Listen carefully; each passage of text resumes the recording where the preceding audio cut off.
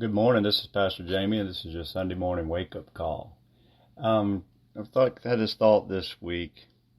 Here a couple of years ago, I had an online trainer for working out, and I used to hate to see on the workouts when it would say for the sets, do so many sets in the place of reps, which would usually be a 5, a 7, a 10, 14, maybe 21 or 25 sometimes, but when it would say failure, and I used to hate to see that, because what that meant is whatever muscle that you're working, that you do that particular exercise until you can do no more. So that muscle is gone to total failure. But it also, in going to failure, you have a tendency of other muscles coming in to try to help that muscle. So it's not just that muscle to failure, it's the helping muscles as well. And at that point, you've reached the end of your body's strength. And so my thought this morning is entitled Successful Failure. Seems like an oxymoron, but let me explain. Paul writes in 2 Corinthians 12, 9 and 10. This is where he's speaking about the thorn in the flesh that he had prayed that it would be removed. And this is what the Lord said to him. And he said unto me, My grace is sufficient for thee, for my strength is made perfect in weakness.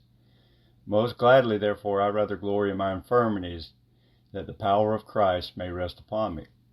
Therefore, I take pleasure in infirmities and reproaches and necessities and persecutions and distresses for Christ's sake, for I am weak, then am I strong. And I just got to thinking about this, reaching failure. So many times we may feel like we've failed, we've come up short, and we're maybe even used the term, I'm a total failure. But I've always been taught that you're not a failure unless you stay down. And that's true.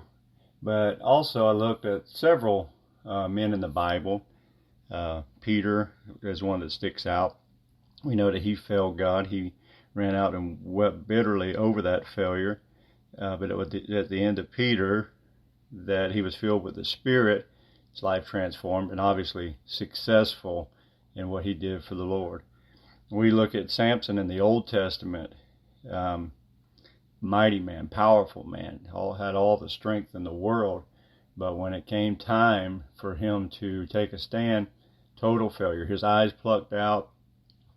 He was made sport of by the Philistines, and made a mockery of him. But when he had no more physical strength, when he had no more desire, when he felt like a total failure, that's when he put his hands on those pillars and pushed the house down.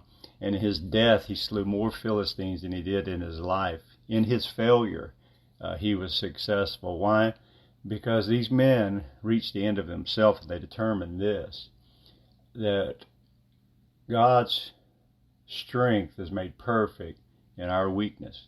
Basically, in order for us to be successful, we've got to be failures. We have got to reach the end of ourself, so we quit thinking it's about us, it's about our strength, it's about our accomplishments, it's about our personality, it's about our talent, it's about me and what I possess and what I'm able to do and what I'm able to accomplish.